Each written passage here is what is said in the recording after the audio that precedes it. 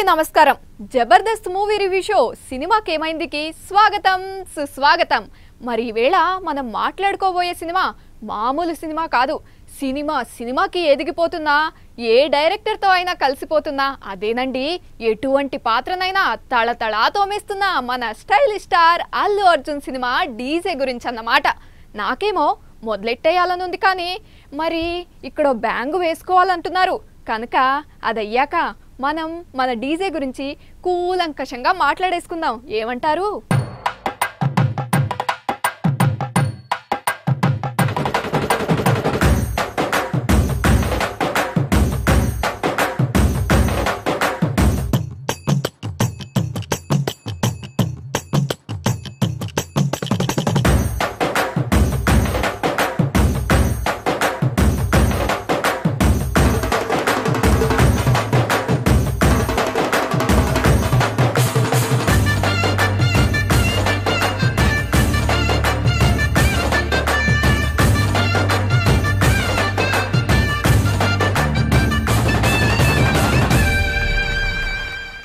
ఇక మీద ఎవరైనా డీజే అంటే ఏమిట్రా అని తెలుగు వాళ్ళని అడిగితే దువ్వాడ జగన్నాథం అంటారు తప్ప డిస్కు జాకీ అని చెప్పారంటే నమ్మండి. అంతగా ఎక్కేశాయి ట్రైలర్లు టీజర్లును. కాస్త కాంట్రవర్సీ చేశారు, కానీ ఆ పాట అదేనండి పూజా హెగ్డేతో మన అల్లు అర్జున్ చేసిన గుడిలో బడిలో పాట మామూలుగా లేదంటే నమ్మండి. అబ్బబ్బబ్బబ్బా ఏం పాట అండి అది! అసలు ఆ ఒక్క పాట చాలు సినిమా ఆడేయడానికి అని అన్నాను నేను అప్పుడే. ఏమిటో డీజే అనగానే నాకు చాలా థ్రిల్లింగ్గా ఉంది. మరి ఇంతకీ ఇంగువేయని పులిహోరతో సభ్య సమాజానికి ఈ సినిమా ఏం మెసేజ్ ఇచ్చుంటుందంటావు? కొత్తగా చెప్పేదేముందక్క, సినిమాలోనే చెప్పారుగా, కొండ మీద అమ్మోరు కొండ కిందకి అమ్మోరు అని. జంపింగ్ డైలాగులు చెప్పకు. ఇంగువ పరిస్థితి ఏమిటని అడిగా. డొంక తిరుగుడు సమాధానాలు చెప్తావేమిటి? అసలు ఈ సినిమాకు అది కీలకమైన డైలాగ్ అక్క. ఇప్పుడు జనమంతా ఈ విషయమే మాట్లాడుకుంటున్నారంటే నమ్ము. ఇంగువ వేయలేదు కానీ జల్లారు, ఆ జల్లుడు మోతాదుకు మించి ఉందని కొందరు ఆర్గ్యుమెంటు. అవునా? మన దిల్ రాజు గారు అసలు ఈ ఇంగువ కథను ఎందుకు తీసుకున్నారంటావు? ఇంగువకి కాస్త మసాలా కలిపితే కొత్త టేస్ట్ వచ్చి హిట్ అవుతుందని భావించుంటారు పాపం. పైగా 25 సినిమా కదా, ప్రెస్టీజియస్ ప్రాజెక్టు. అది కాదురా, ఇంగువ మసాలా వేస్తే చేదు వస్తుంది కదా, ఆ మాత్రం తెలియకపోతే ఎలా? ఇంగువ బ్యాక్గ్రౌండ్ తీసుకోవడం వల్లే సినిమా ఆడియన్స్లో క్యూరియాసిటీని పెంచింది తెలుసా? ఆ క్యూరియాసిటీ ఏమిటో? ఇంగువ, అగ్రి డైమండు, బెజవాడ, ఈ 3 మాటలు బోలెడు క్యూరియాసిటీ కలిగించడం లేదు. ఇంగువ, అగ్రి డైమండ్, బెజవాడ అన్నానే. ఇవి నాకేమీ క్యూరియాసిటీ కలిగించడం లేదే. నా వల్ల కాదక్క, నిన్ను ఈ దేశాన్ని బాగుచడం నా వల్ల కానే కాదు. ఇప్పటికే సోమీలో రచ్చరచ్చ అయిపోతుందంట తెలుసా? సోమీనా? వారెవరు? ఇది కూడా తెలియదు. సోమీ అంటే సోషల్ మీడియా అన్నమాట. అదా, సరే, కానీ ఇంతకీ సోషల్ మీడియాలో అంతరచ్చ అవుతున్న విషయం ఏమిటో? ఎవరికీ చెప్పకక్క. బెజవాడ కేంద్రంగా ఆ మధ్య సెన్సేషన్ క్రియేట్ చేసిన అగ్రిగోల్డ్ ఎపిసోడ్కును ఈ సినిమాకు లింక్ ఉందన్న కోణంలో చర్చ మహా వేడిగా జరుగుతోంది. ఎందుకంటే ఈ సినిమాలో హీరో సామాజిక వర్గము, సదరు గోల్డ్ సామాజిక వర్గము ఒక్కటే కదా, అది గొడవ. అదేం కాదులే, కమర్షియల్ సినిమా అన్నాక హీరో జనం తరపున ఏదో ఒక ఇష్యూ మీద పోరాటం చెయ్యాలి. ఈ మధ్యకాలంలో పబ్లిక్ బాగా కనెక్ట్ అవుతున్న ఇష్యూ ఫైనాన్స్ సంస్థల బోర్డు తిప్పుడు వ్యవహారాలు. ఎందుకంటే ఒక ఆచారంగా బోర్డులు తిప్పాయి కదా ఫైనాన్స్, చిట్ ఫండు, కోఆపరేటివ్ బ్యాంకులు. అందుకే మన సినిమా హీరోలకు కూడా హీరోయిజం చూపించుకోవడానికి ఈ కంపెనీలు అయితే బాగుంటాయి అనిపిస్తోంది. వాటి తోలు వలిచి జనాలకు ఆ డబ్బు ఇంపించేస్తే బోల్డ్ హీరోయిజం తమ్ముడు, అది మ్యాటర్. అందుకని ఈ పాయింట్ని తీసుకుంటారు తప్ప నువ్వన్నట్టు ఇంగువ సంబంధం ఏమీ ఉండదని నా నమ్మకం. నువ్వు అన్న దాంట్లో కూడా పాయింట్ ఉందక్కోయ్. ఈ మధ్య మన సినిమాల్లో బోర్డులు తిప్పేసే ఫైనాన్స్ దుకాణాలతో పాటు క్షణాల్లో విలన్ల అకౌంట్లో ఉన్న డబ్బులు తమ అకౌంట్లోకి రప్పించేసుకోవడం, హవాలా ద్వారా డబ్బులు తీసేసుకోవటం, ఈజీగా లేపేయడం లాంటివి చాలా కామన్ అయిపోయాయి. తీగ దొరికితే చాలు డొంకంత కథ వండొచ్చు అనేది ఇప్పుడు ఇండస్ట్రీ సామెత తెలుసా? ఈరోజు అమావాస్య పౌర్ణమ. ఏమిటక్క ఇలా రెచ్చిపోతున్నావు? తెగ కొటేషన్లు వేసేస్తున్నావు. ఉండు రాసుకుంటా. అబ్బా, తర్వాత రాసుకుందువు కానీ ముందు డీజే కథలోకి వచ్చేయి. సినిమా చూసావా? ఎలా ఉందిరా? మోస్తరు మోస్తరస్య మోస్తరభ్యః. అదేం చెప్పి చావడం రా నీ బొందస్య. కామెడీ బాగా పండిందా? అదే శాస్త్రి వేషంలో అదుర్స్లో ఎన్టీఆర్ లెవెల్లో. అదుర్స్తో పోలికేమిటి నీ పిండాకుడు? ఇదంతా సోలో గొడవ. అక్కడ బ్రహ్మీ కాంబినేషన్ కదా. ఆ కంపారిజన్ తీసుకొస్తే అర్జున్ కూడా ఏమాత్రం తగ్గలేదక్క. అద్భుతంగా చేశాడు, చాలా హోంవర్క్ చేశాడు. కొన్ని సీన్లు అయితే చింపేశాడు అంతే. పురుష సూక్తం చెప్పే సీన్ అయితే సూపరస్య. మరి సినిమా ఓ మోస్తారంటావేమిట్రా? అల్లు అర్జున్ నటన బాగుందన్నాను కానీ సినిమా బాగుందని అన్నానా? సినిమాలో బోల్డ్ అంత గందరగోళం ఉంది. కథ పరమ రొటీను. అందుకోసమే కదా బ్యాక్ డ్రాప్ మార్చామంటే సరిపోదు. చెప్పే కథను చక్కగా వెరైటీగా చెప్పగలగాలి. దాన్నే స్క్రీన్ ప్లే అని చస్తారు. ఇదే స్క్రీన్ ప్లేను మార్చి సూపర్ డూపర్ హిట్ చేయవచ్చు. ఆడియన్స్కు ఏమాత్రం ఇబ్బంది లేకుండా కథను సాఫీగా నడిపించడంతోనే సమస్య. రొటీన్ కథ రొటీన్ ట్రీట్మెంటు అంటావా? మరి నిర్మాత రాజుగారి పరిస్థితి ఏమిట్రా? ఆయన స్క్రీన్ ప్లే మాస్టర్ అంటారుగా. అదే ప్రాబ్లము. రొటీన్ కథ అనుకున్నప్పుడే ఈ సమస్య వచ్చి వస్తుంది. దీన్ని తిప్పి చెబితే ఎలా ఉంటుంది, స్ట్రెయిట్గా చెబితే ఎలా ఉంటుంది అన్నదే పెద్ద సందేహం వాళ్ళ ముందు నిల్చుంటుంది.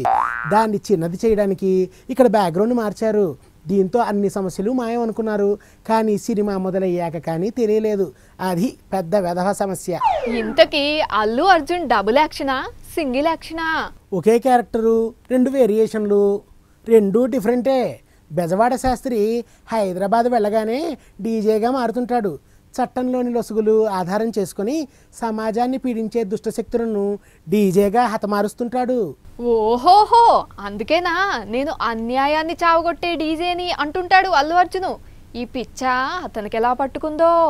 ఇంట్లో తాతయ్య చెప్పే నీతి సూక్తులు, హైదరాబాద్లో ఓ పోలీసోడు చెప్పే దుర్మార్గాలు కలిసి దుష్ట శిక్షణ చేయడం కోసం తనకు తానుగా ఎత్తిన అవతారమే డీజే. అండర్ కవరా అవకాయ నీ మొహం మండ. ఈ టాపిక్తో చాలా కథలు వచ్చాయిగా తెలుగులోనే. నా గొడవ అదే సుమి.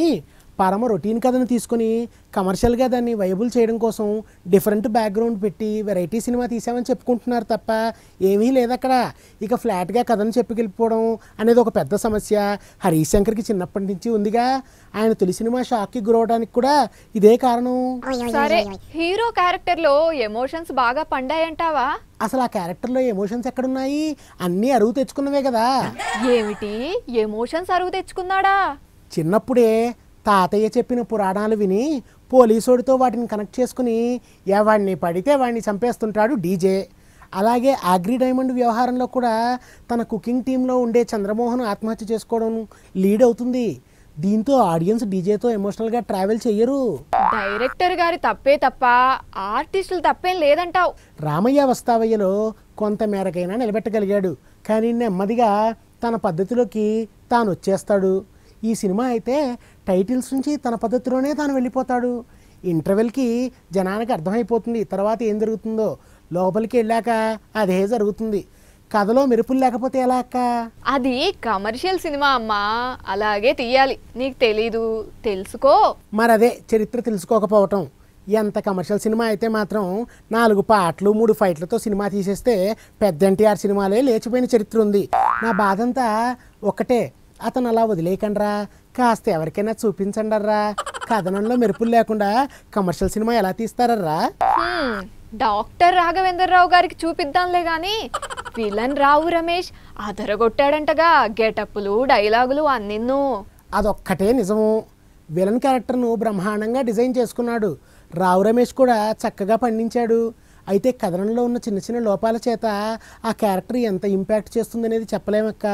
అల్లు అర్జున్ సినిమా అనగానే డాన్సులు అదిరిపోతాయి. తనకు ఇరగదీస్తాడు కదా. ఆ ఏరియాలోనైనా సినిమా బతికేస్తుందా? పాటలు కూడా రొటీన్గానే వెళ్ళాడక్క దేవిశ్రీ. 2 పాటలు కాస్త బ్రహ్మాండంగా ఉన్నాయి. ఆ 2 పాటల్లోనూ కూడా ప్రీ క్లైమాక్స్లో వచ్చే పాటలో డ్యాన్సు ఇరగదీసే ప్రయత్నం చేశాడు అర్జున్. ప్రయత్నం ఏమిట్రా నీ బొంద? అర్జున్ డాన్సింగ్ టాలెంట్ను ఎలివేట్ చేసి ఎగ్జిబిట్ చేసేంత కొరియోగ్రఫీ లేదక్క అక్కడ. అది స్థితి పరిస్థితి. అవును, కొంతమంది ఫస్ట్ హాఫ్ బాగుందని, ఇంకొందరు సెకండ్ హాఫ్ బాగుందని అంటుంటారు కదా. ఇందులో ఏ హాఫ్ బాగుంది? ఈ హాఫ్ బాగుంది, ఆ హాఫ్ బాగుంది అనడానికి లేదక్కాయ్. 2 హాఫ్లు అలాగే ఉన్నాయి. కథలో ఉన్న ఇబ్బందిని డైలాగులతోనూ బ్యాక్ డ్రాప్తో కవర్ చేయడానికి డైరెక్టర్ చాలా కష్టపడ్డాడు. తన పర్ఫార్మెన్స్తో సినిమాని భుజం మీద వేసుకొని హిట్ దిశగా లాక్కెళ్ళిపోదామని, తద్వారా కమర్షియల్గా తన కెపాసిటీ ఏమిటో బాక్స్ ఆఫీసుకు నిరూపించుకోవాలని అల్లు అర్జున్ చేసిన కష్టం బూడిదలో పోసిన పన్నీర్ అయిందక్క. నిజంగా వాళ్ళిద్దరూ అంత కష్టపడ్డారా? ఆ కష్టమేదో కథ మీద పడి ఉంటే ఓ పద్ధతిగా ఉండేడ్చేది. ముఖ్యంగా సెకండ్ హాఫ్లో ఎంటర్టైన్మెంట్ బాగా మిస్ అయింది. కామెడీ కోసం వాడిన సుబ్బరాజు పాత్ర కూడా జాలి గొలిపేలా ఉంది, నవ్వు రాదు. పైగా ఆ కామెడీతో క్లైమాక్స్కి వెళ్ళాలనుకున్నాడు పాపం డైరెక్టరు. అదేమిటి, ఇందులోనూ సుబ్బరాజుది కామెడీ వేషమేనా? బాహుబలి తర్వాత అతనికి అలాంటి ఆఫర్లే వస్తున్నాయన్నమాట పాపం. ఒక చిన్న సైకలాజికల్ డిజార్డర్ ఉన్న క్యారెక్టర్ అది, దాని కామెడీకి వాడుకోవడం తప్పు. దాని మీదే ఆధారపడి క్లైమాక్స్ని కన్ఫర్మ్ చేసుకోవటం మరీ పెద్ద తప్పు. దీంతో సినిమా తేలిపోయినట్టు అయిపోయిందక్క. ఆడియన్స్ పూర్తిగా డిస్కనెక్ట్ అయిపోతారు. అదే జరిగింది ఈ సినిమాలో. ఇంతకీ సుబ్బరాజు ఎలా చేశాడు? అతనికేమి బేషూగ్గా చేశాడు. పైగా అతని క్యారెక్టర్ను అబుదాబిలో పెట్టడం, దాన్ని జస్టిఫై చేయడానికి అగ్రి డైమండ్ డబ్బులు 9,000 కోట్లు అబుదాబిలో దాచిపెట్టడం, దీని అవసరం ఏమిటా అని ఆడియన్స్ చర్చించుకునే పరిస్థితి వచ్చింది. అవునవును, నువ్వు మొదట్లోనే అన్నావు హవాలా వ్యవహారం అని. అదేనా ఇది? అదే, అంత ఈజీగా హవాలా డబ్బులు కొట్టేయొచ్చా? అసలు సుబ్బరాజు క్యారెక్టర్ ఎత్తుగడే చాలా తేడాగా ఉంటుందక్క. రేసుగుర్రంలో సెకండ్ హాఫ్లో వచ్చే బ్రహ్మి క్లైమాక్స్ దాకా కథను లాక్కెళ్ళినట్టు ఈ క్యారెక్టర్ పేలుతుంది అనుకున్నట్టున్నారు పాపం డైరెక్టర్ గారు. ఫైనల్గా సినిమా రిజల్ట్ ఏమిటి? ఈ సభ్య సమాజానికి ఈ సినిమా యావరేజ్ అని చెప్పడం తప్ప మనం ఏం చెప్పగలం? అవును, బాగానే డబ్బులు వస్తాయంటున్నారు. ఇప్పుడు తెలుగు సినిమా పరిస్థితి ఏమిటంటే 50 కోట్లు వచ్చిన సినిమాను ఫ్లాప్ అని పడేస్తున్నారు. బడ్జెట్లు పరిమితంగా పెరిగిపోతున్నాయి. ఇందులో వాస్తవం ఉందా లేదా అనేది పైవాడికి తెలియాలి. ప్రతి సినిమాకి 60 కోట్లు ఖర్చు అయిందని చెప్పేస్తున్నారు. తీరా విడుదలయ్యాక 50 కోట్లు వచ్చాయని చెప్తున్నారు. మరి ఈ 10 కోట్లు ఎక్కడికి వెళ్ళినట్టు? సినిమా బడ్జెట్లు తగ్గాలి. హీరో మార్కెట్తో సంబంధం లేకుండా బడ్జెట్ పెట్టుకు పెడితే నష్టాలు ఈ రేంజ్లోనే ఉంటాయి. ఇంతకీ అరే, ఆ హీరోయిన్ పరిస్థితి ఏమిటి? తను చాలా గ్లామరస్ కదా. పాపం పూజా హెగ్డే డాన్సులు అల్లు అర్జున్తో పోటీపడి చేసిందక్క. సీన్స్ కూడా చాలా చక్కగా చేసింది. బోలెడు ముద్దు సీన్లు కూడా ఎడతెరిపి లేకుండా చేసింది. కానీ ప్రయోజనం ఏమిటట? జనాలకు రిజిస్టర్ కాకుండానే అటకెక్కాయి. ఏమిటి, మడి కట్టుకున్న హీరో సినిమాలో ఆ తరహా సీన్లా? ఏం మాట్లాడుతున్నావు? అంటే పూజా హెగ్డే వాళ్ళ ఊర్లో ఎవరినైనా అభినందించాలంటే ముద్దులు పెట్టుకుంటారట. మనకేం తెలుసు, అంతే కాబోలనుకొని చూసేశాం. ఓహో, ఇదో తరహా మసాలా అనుకుని వేసేసి ఉంటాడు డైరెక్టర్ గారు. పాపం, ఇంగువ మసాలా రెండు కలిస్తే చేదు వస్తుందని తెలియదు అనుకుంటా ఆ కుర్రోడికి. ఏం చెప్పావక్కాయ్. ఇకపోతే టెక్నికల్గా మాత్రం సినిమా బ్రహ్మాండంగా ఉందక్క. కెమెరా ఆయన పేరేమిటి, అయాంకా బోసు, చాలా చక్కగా తీశాడు. ప్రొడక్షన్ వాల్యూస్ కూడా చాలా బాగున్నాయి. ఏమున్నా ఏం చేస్తాం, కథ లేనప్పుడు, కథనంలో మెరుపులు లేనప్పుడు. అయితే సినిమా అంతేనంటావా?